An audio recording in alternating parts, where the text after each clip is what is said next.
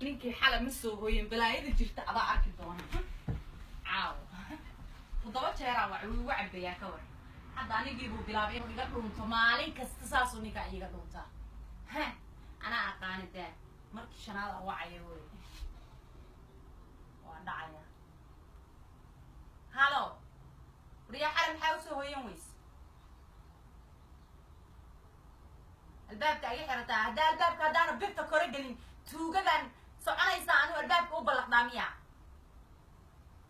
uma ballaqanayo gurigaaga xala waxaa ugu soo hooyin weysa ii sheeg bacdaadina bannaankay taallaa weli waa taallaa maxay u qaadan weysa dharkaaga jokoraaga kaa qaadanaya dadka homelesska wareegahaya yaa waa qaatay bacdi ah ma qaadata allah oo maxaa dhacayna bacdi u qaadato oo toos baa u baxda miya hadda bacdi oo hadda marka ma soo hooyanaysid miya dib dambaba oo maa noo sheegi marka haddaad guurtay notice baa la isi siiyaa waddankaa sharci baa yaalla 10 days notice bay dhahaan maraykanku what happeningi marka okay ma soo noqonaysaa gurigaaga ma rabtaa mise toos baa u guurtay anigu war cad baan rabaa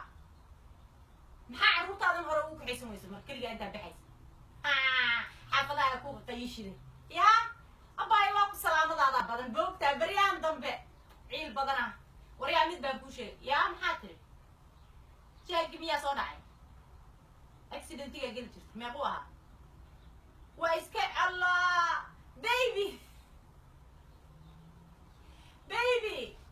waxaan dharka banaanka u dhigay xataa ma taqaanaa inaan kaa bedelo dharka waa ku baby maxaa kugu dhacay meeqa sanaa haysatay dharkaas waxaa isdhahay shoobin cusub renew iyo renovation baan kugu sameynaya